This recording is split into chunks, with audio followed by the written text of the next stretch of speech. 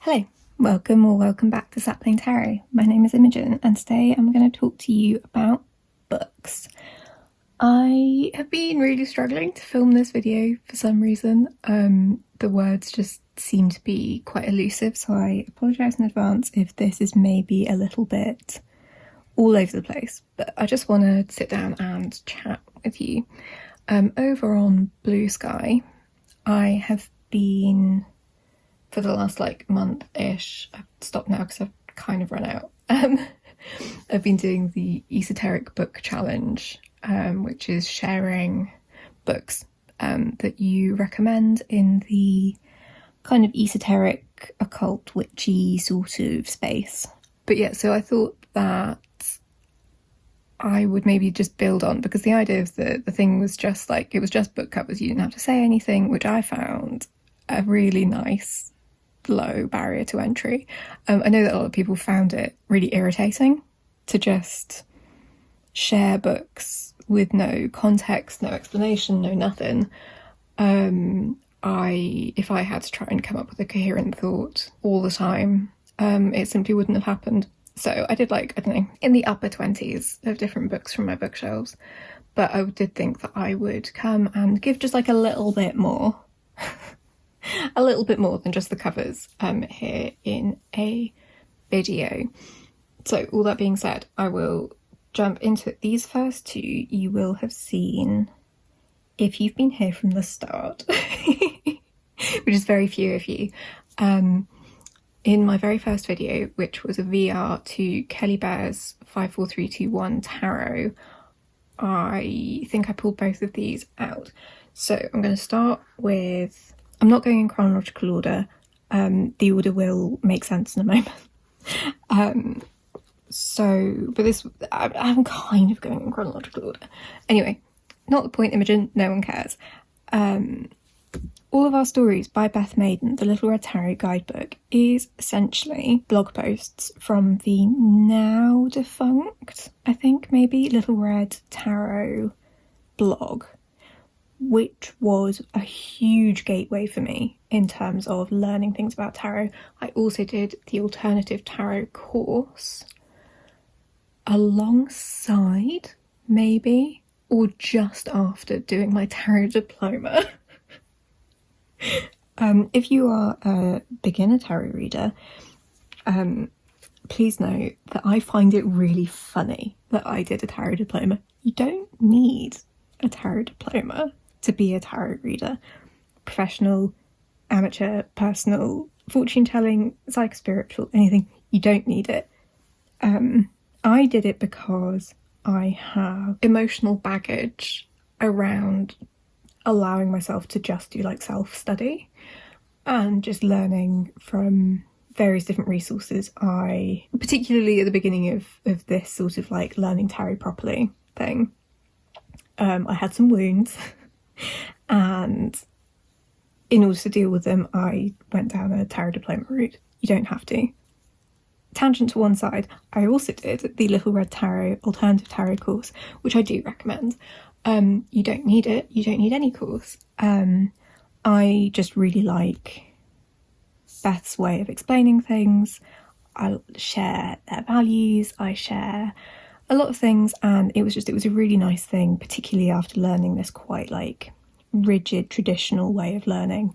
If you know my story, the first 10 fucking years of me reading tarot, I was using a non-traditional weird deck and just using that and the guidebook from that, and wasn't touching any sort of traditional tarot at all. And then when I decided to learn it properly, I picked up all of this, traditional, slightly rigid stuff. And so it was essentially a case of learning the rules in order to break them, and the first step of breaking them was this, and the rest of the books will essentially be more and more steps on the road to breaking the traditional rules and building something better in its place. Slightly contentious wording there, but I'm sure you get what I mean. So this is, like I say, it's essentially a selection of blog posts. It's self-published.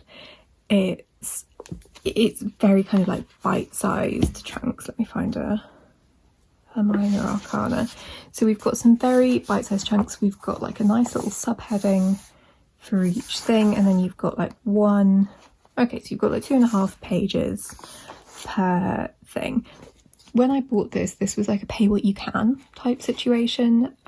So I got this after doing the course, I think. So yeah, so they kind of vary. So this is like 2-ish. This is like 2.5 pages. It has a lot of the things that are going to be kind of themes throughout this video, which broadly come under the category of like radical politics, which feels fucking bizarre, but like, I don't know, things like queerness and anti-racism and decolonization and, I don't know, humanity, empathy, these sorts of things. That's kind of going to be the theme for a lot of these. There's a little bit of preamble about Beth's story. It's a really, really good beginner's guide. This would probably be like the book that I would, if I could get a hold of a copy, this would be the book that I would get people to begin with.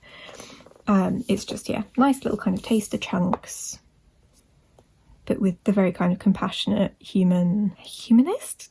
Am I saying it? Do I mean humanist? I don't think I mean, it's like just compassionate and lovely, etc. kind of themes. So Beth Maiden wrote the foreword for, and this is the way we're going through this stack, wrote the foreword for Queering the Tarot by Cassandra Snow, which I think was actually my first tarot book, which was, again, this kind of, I've learned the rules, now I desperately need to break them so that I can find myself and the world that I know within the cards. Cassandra Snow is an icon. I don't think that that's like too big a thing to say, certainly in like the tarot world in which I live. And yeah, it even says it on the back, the first truly inclusive guide to the wisdom of tarot, the path of self-discovery and healing. When was this written?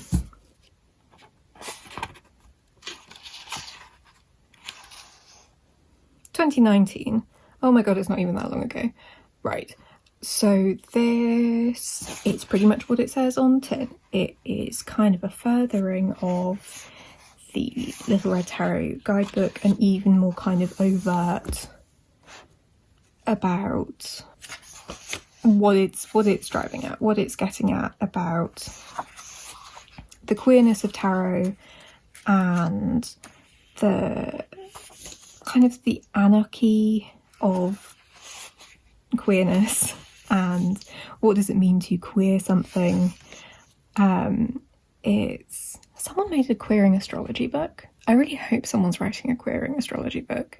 What I want a just while we're on the subject of that, because I was thinking about Queering the Runes, who Cassandra Snow wrote a book with Siri Vincent Plouffe called Lessons from the Empress, which is a tarot and creativity book that I haven't put in my stack because otherwise this video is already going to be so long. But then Siri has written a book called Queering the Runes, which I love, really, really love. It's not relevant to this video, but I love it. And I was thinking about, so we've got Queering the Tarot, Queering the Runes. Has anyone done queering astrology? But also, we'll get onto decolonial tarot in a bit. There is also decolonial astrology, but like I say, not relevant to this video. On that side quest tangent though, I really want a decolonial or decolonizing human design book, blog post, essay, podcast, something. I think that would be great. If anyone out there has the information and the cultural context and stuff like that, that would be fucking wonderful. Yeah, Queering the Tarot. I've totally lost where I was going with this. This is, it goes through all the cards like a lot of these do, and then you get like a page and a bit. A lot of it is kind of quite autobiographical, I suppose, in a way. Like, I suppose when you write about these sorts of things, either you've been reading tarot professionally for a million years and so you can kind of use other people's stories, or you end up using your own stories about where various cards and archetypes and themes kind of crop up in your life. It's great fun. I like the way that Cassandra Snow writes. It's not necessarily going to, I don't know, I think it's like if you need that door kind of cracked open in terms of querying it, in querying the tarot, in terms of like first steps out of the more traditional framework, and I think that this is a really great place to head towards with this. So we've got Beth Maiden, who wrote the forward for this. We've got Cassandra Snow, who wrote the forward for Radical Tarot by Charlie Claire Burgess. Queer the cards, liberate your practice and create the future. This is adding on to, so we've got like, I don't know how many pages this is. I don't know, 260 small pages in that one, 200-ish in the other one. This is a little bit bigger of a beast. This is, well, maybe even not, 250 pages of blowing that door wide open. So you've cracked the door with, you've walked up to the door with all of our stories. You've cracked the door with Queering the Tarot. You've blown the door wide open with Radical Tarot. This kind of changes everything. And I would love to know if anyone has ever had this as like their first and only tarot book, because I bet that would be fucking amazing. This brings in, we've got a manifesto, we've got, explaining what we're doing about the gender binary, and then we've got, I think there's a good chunk per card. We've got alternative names. I think it's really interesting to read them side by side and see kind of the similarities and differences between people's perspectives. This is great. I feel like I've read quite a lot of this, but not, I could do with going back and reading. I mean, I could I could do with going back and rereading all of these books. So this is pretty much, I don't know, so what you've got 160 pages, and then like, so what's that, like 80 pages on the minors, and okay, so you've got you've got more on the majors, less on the minors, a decent introduction, and then you've got like a bibliography and like further reading later on. You get a bit on each of the minors. I suppose this is the minors, and then you've got the courts. I think the courts are the ones that people have found like the most interesting and maybe the most impactful. Maybe. Yeah, I'd say the courts are probably the most impactful bit of this book for me. But so we've done these three of people introducing each other. Then we move on to the numinous tarot guide. Mine is a bit battered. A new way to read the cards. Know the cards to know thyself with Rashunda Tramble. Rashunda is fucking great on social media and also has a shop and like writes essays and stuff, and I cannot recommend high enough. This, I don't know how yet. Okay, so it's the numinous asserts, can you see what I'm pointing at? Asserts the moral right to be identified as the author of this work. So I don't know how involved Rashunda was. I have this because she was involved at all. I did have a previous thing that was written by the numinous kind of collective or whatever. It was an astrological thing. I used to use it when I wrote horoscopes. It was very helpful. This is very bare bones, but I did want to mention it because I just want to mention Rashunda in general, and also I love a journal prompt. It's very simple, I suppose. Oh god, I'm really losing my words. I'm really sorry. I hope that this is worth watching in any way, shape or form. Anyway, Rashunda wrote the foreword for Terror of the Hard Work, an archetypal journey to confront racism and inspire collective healing by Maria Minnis, who is a babe. Everyone here is babes. That's really bad English. Everyone here is a babe, if they're okay with being called that. This is like a workbook. Did it say it's a workbook? I consider it like a workbook.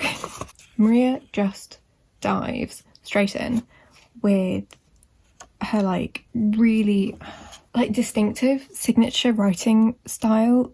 I find her work so immersive. Yeah, I think she has a really, really distinctive writing style, and I find it so immersive. And just like, I don't know, she has this really incredible way of like balancing, talking about really serious and kind of deep, maybe even heavy stuff, but there's this kind of energy that goes through it that is this kind of, it feels quite exciting and quite like, I don't know, it's like it's a felt sense that I don't really have words for. It's this kind of like sparkly thing that just makes me feel, I don't know, like I can get on board with whatever she's saying. Oh god, I hope she doesn't start a cult. But yeah, but like, so there's all of these kind of, it's made quite accessible. So you've got like bullet points, you've got spaces to write in your own keywords. I don't write in books. I love seeing people who like tab up and notate all of their books and stuff. I know, but yeah, I think that it's like, so talking about like balance and imbalance rather than positive and negative, or even upright and reversed. And so it's the void welcomes you. I love it so much. But yeah, so it's just like, it's really, really accessible and just kind of makes it kind of, I don't know, like you can just kind of jump in with both feet, even though it might be something that feels intimidating, particularly if you are white like me. You can just kind of get caught up in that anxious, embarrassing thing of just feeling all a bit overwhelmed, and it can kind of stop you from doing anything. This is just really beautifully written in a way that kind of invites you into it. I don't know, I don't think I'm articulating myself very well. I just think it's really cool. I think it's a really cool way to write a book like this, that would make it kind of manageable for lots of people to interact with this kind of content. Maria Minnis wrote the foreword to 78 Acts of Liberation by Lane Smith, Tarot to Transform Our World. This I've talked about a bunch on this channel. I mean, it just, you open up the book and you see quotes from Kellyanne Maddox, Needs No Introduction. I mean, fucking all of these people from all sorts of parts of my life that, like, people that I value. And, like, so we've got Rashunda Tramble, we've just discussed her. Cassandra Snow, Asalia Earthwork, incredible, used to be on the Little Red Tarot blog quite a lot. Jasmina Von Thiel wrote the Romany fortune telling Secrets of Romany fortune telling. Jasmina Von Thiel, who wrote the Secrets of Romany fortune telling book, which I'm not going to talk about it in this video because I feel like I'm just rambling and going off on all sorts of side quests. This book is really, really great. I've already kind of lost my metaphor of the, you know, walking up to the door, smashing down the door. This is like what you read once you've got through the door and you're like, and now what? I think Lane has written one of the best histories of tarot. It's, okay, so quick maths, Imogen, 24 pages. And it fucking great. If you have any questions about that kind of story and how to interact with the history of tarot and things about kind of cultural appropriation and where did it come from, where did it go, who does it belong to, all of that kind of stuff. It's a really, really great introduction. I really like their artwork. It's really beautiful. Yeah, it's really fab. But then the bulk of the book is the cards, which are organised by number, which I love. Right, okay, so it's organised by number. So you start with the ones, and you start with the ones. I realise that I say one and wand very similarly. We start with the ones. We start with the 0. The Fool is a riot. And then you have an action, stuff to do with astrology as well, if you're into that, but it's not a dominant feature. And you just get a shit ton of history, as well as what you can do with your tarot practice. And I think, I've talked about this before, but I think that the amount of kind of personal development and reflection and introspection that is possible through tarot is wonderful. The kind of community building aspect of providing tarot readings and creating that space for people is really valuable. I think there can also be that point when it feels like you've sort of just been sat in your room for too long, and maybe you want to try and do something, particularly when the world is on fire, and it can feel a little bit futile, kind of having this kind of practice. It can all feel a bit whimsical and frivolous almost, but this book gives you options. It gives you things that you can do with your readings, with the cards that you can interact with. There are kind of reflection points. See that? There are, I think, keywords. Well, yeah, I suppose they're not keywords, but they so each card is given a little go on a strike or hold a vigil. And yeah, there's a lot of kind of like cultural context, and I don't think I mean cultural context, but I mean like points of social history where these things have happened and how these things have worked and how it relates to the tarot. And I just think it's really, really interesting. And then, okay, so we've smashed the door down. What do you do when you smash the door down? And then you want to maybe kind of, it's not necessarily that you want to rest. Maybe you do want to rest. Maybe you want to rest and you just want to sit and you want to read some fucking beautiful writing. All of these people are great writers. There's a poetic thing. Imogen, tell them the name of the book. This is Red Tarot, a decolonial guide to divinatory literacy by Christopher Marmolejo. There's a lyrical and kind of poetic quality to the writing of this book that maybe it doesn't immediately fill you with kind of, oh, well, I know what to do next. This is so well kind of cited as well that it gives you so much to work with. Like, I've done so much further reading. I've probably not read every single word of this book, despite having it for like a year and referring to it so often, but it's also given me like so much to jump off with. So I mean, yeah, so we've got notes, all of these things like essays, a lot of people I've never heard of, which is quite embarrassing. Loads of books, loads of quotes, loads of essays, a lot of talks as well. So like you don't even have to be a reader particularly to do it, but there's a mixture of, you know, kind of highly academic things to other tarot books, to pop culture, to all sorts of stuff. And this book has just given me such it feels so well rounded. And it's just really beautiful. It's quite intense. I've found that I can only really do sort of like small chunks, not only because I want to leap off and look at the things that the author has referenced, but also just because of there's no words wasted in this book, but it's also kind of quite a chunky guy. It's so, the words are just really impactful, I think. And I think it deserves being sat with and kind of taking your time to go through, you know, in whatever time you need to be able to really take it on board. And I think that particularly if it's bringing up concepts that you've not interacted with before, like there's so much in here that I've never interacted with before. because I'm British, because I'm white, because I'm, you know, English speaking, because I'm all of these, or like native English speaker, because I don't know, there's a million reasons why I've not interacted with these things before, and it just feels like a real, yeah, I don't think it feels like kind of too big to say that. It feels like quite an honour to be, yeah, invited into words like this.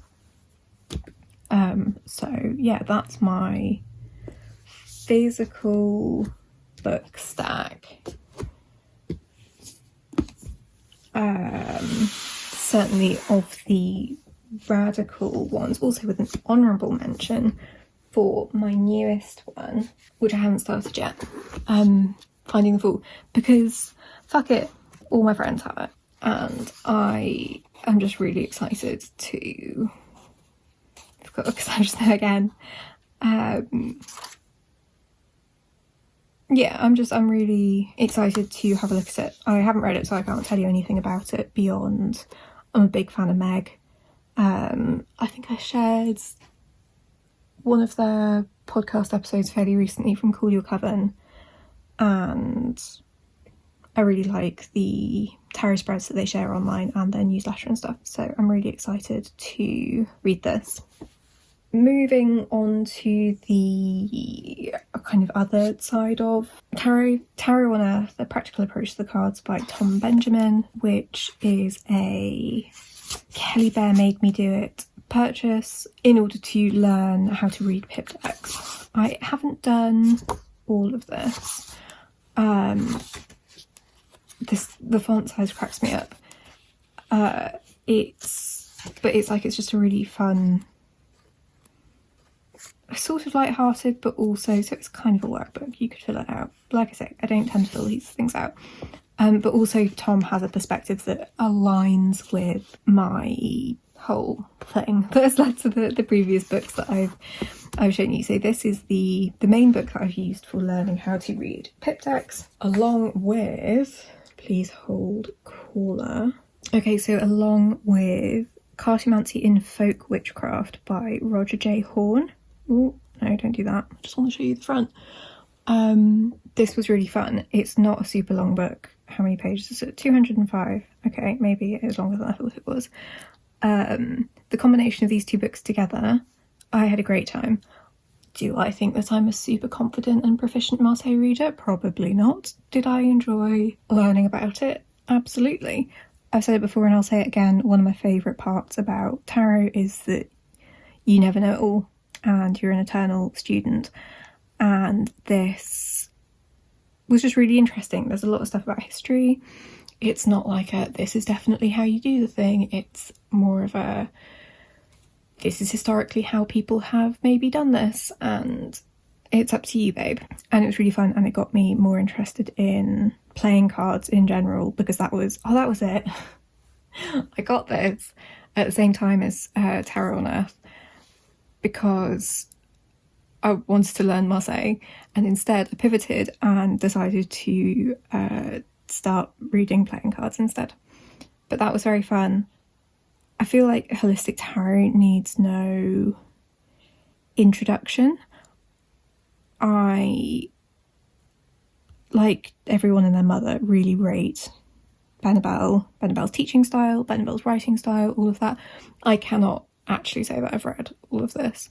It's an absolute beast of a book. Yeah, fucking 1,300 pages. I've dipped in and out. Same goes for T. Susan Chang's 36 Secrets, which I think is based on the blog posts which are on her website. And so I've read those. So I don't have the book. I would like the book. I don't have the book. Also would really like the new Elemental one. Fantastic. Very exciting. So yeah, I've read that through the blog posts while I've been doing my sort of baby's first deckhand walk over the last year, which has been a bit hit and miss. Also really, really enjoyed the neuroscience of tarot, just while I'm here. Actually, because of watching Sylvie's book club videos, I've come back to it. So I read this at the end of last year, but then I've come back to it and I've actually ordered a physical copy so that I can fill it with like post-it notes and stuff. I'm sort of in two minds about like reference books, physical versus ebook. I read fiction almost entirely in ebook format, but I'm still more of a physical non-fiction book person. Right, okay, I've been rambling for fucking ever. I would love to know what tarot books you've read. This doesn't include really good tarot guidebooks, which would be another video. I think we've been here for fucking ages. How many have I told you about? 1, 2, 3, 4, 5, 6, 7, 8, 9, 10, some. And yeah, so I'd love to know what you're reading right now, what you're dipping into. I don't expect you to be reading things like necessarily cover to cover. I don't know how that would even really work with a tarot book. I hope you enjoyed this. I hope you found this interesting. Let me know if you've read any of these. If you haven't, which ones are you more interested in? Are these your thing? If not, what do you prefer? I'd love to know. If you enjoyed this, you could give it a thumbs up. You could give it a like. You could even consider subscribing. For ways to contact me and book tarot readings, all the information is in the description box. I really appreciate you being here. I hope you're taking really good care of yourself, and I will catch you in the next one. Bye.